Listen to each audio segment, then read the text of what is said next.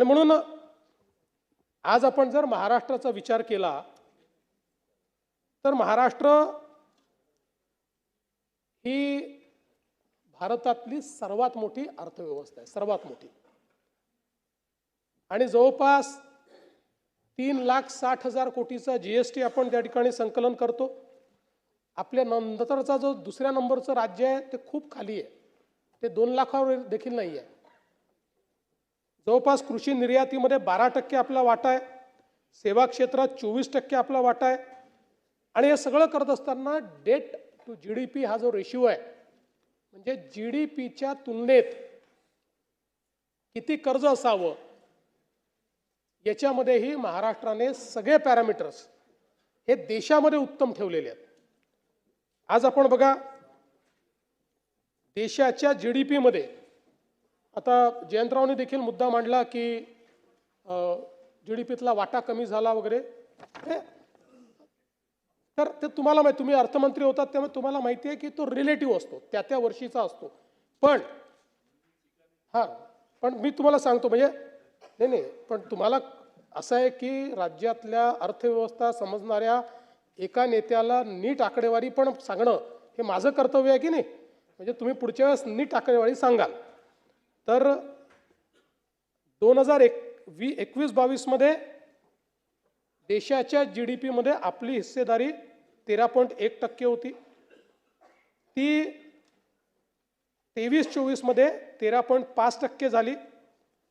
24-25 मध्ये ती 13.8% झाली आणि आता 14%च्या जवळपास ती राहील असा आपला प्राथमिक अंदाज आहे. त्यामुळे एकूणच जर आपण बघितलं तर आपली जी हिस्सेदारी आहे ही हिस्सेदारी निश्चितपणे त्या ठिकाणी वाढते आहे. आणि आज अर्थव्यवस्था जेव्हा देशाची विस्तारित होते आहे तेव्हा आपण हे देखील लक्षात घेतलं पाहिजे की पूर्वी इंडस्ट्रियल राज्य ही 4 होती, आता 10च्या वर झालेली आहेत. सगळी राज्य कम्पीट करतायत. अशाही परिस्थितीमध्ये आपला जीडीपी वाढतो आहे, जीडीपीतला आपला वाटा हा सातत्याने वाढतोय, हे देखील अत्यंत महत्त्वाचं आहे. आणि म्हणून मला असं वाटतं की छत्रपती शिवरायांनी देखील आपल्याला जो महाराष्ट्र धर्म सांगितला तो आपण सगळे जाणतोच. मराठा तितुका मिळवावा, महाराष्ट्र धर्म वाढवावा, आहे तितुके जतन करावे, पुढे आणिक मिळवावे, महाराष्ट्र राज्य करावे जिकडे तिकडे. अशा पद्धतीनं सगळ्या क्षेत्रांमध्ये महाराष्ट्राला पुढे नेण्याचा प्रयत्न आपण चाललो आहे. पण मला असं वाटतं की आपली कॅसेट जी आहे ती पुढेच जात नाही, ती अडकलेलीच आहे. गुजरातेत उद्योग चालले आहेत, राज्यात रोजगार निर्मिती होत नाही आहे, रोडमॅप बनवला तो काही योग्य नाही आहे. बरं, उद्योग चालले ते सांगता नाही, 22 पासनं नवीन तुम्हाला उद्योगही सापडले नाही, तीच सांगताय. म्हणजे 22 पासनं 100 वेळा त्या उद्योगांच्या संदर्भात या सभागृहाबाहेर सांगितलं तरी पुन्हा तुमची रेकॉर्ड तिथेच जाऊन अडकते. तोच कुठला सॅफ्रॉनचा उद्योग आणि तोच कुठला, म्हणजे तो तर आमचं सरकार याच्या आधीच चालला गेला होता तरी आमच्यावर तुम्ही मारला आपला. आणि थोडी मला असं वाटतं की काहीतरी जरा नीट अभ्यास करून वगैरे जर थोडे विषय मांडले तर ते अधिक चांगले होतील. किंवा कदाचित मला असं वाटतं की तुम्ही गोबेल्सचं ते तत्व अवलंबत असाल की रोज खोटं बोललं तर कधीतरी खरं वाटतं, त्या पद्धतीनं या ठिकाणी चाललं आहे.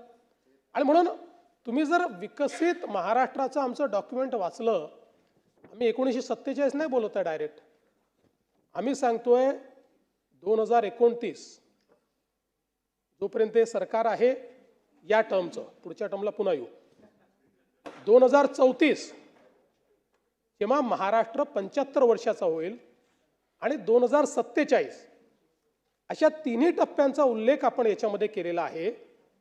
आणि या प्रत्येक टप्प्यामध्ये आपल्याला काय करायचं आहे, शेवटी जर तुम्ही प्लॅनिंग करणार नाही, त्याची दिशा ठरवणार नाही तर तुम्ही तिथे पोचाल कसे. आणि सगळ्यात महत्त्वाचा फरक काय आहे बघा, तर आपण नुसतं प्लॅनिंग करून थांबलो नाही, आता आपल्या अर्थव्यवस्थेची दिशा त्या दिशेने न्यायची आहे, अर्थसंकल्पाची दिशा त्या ठिकाणी न्यायची आहे.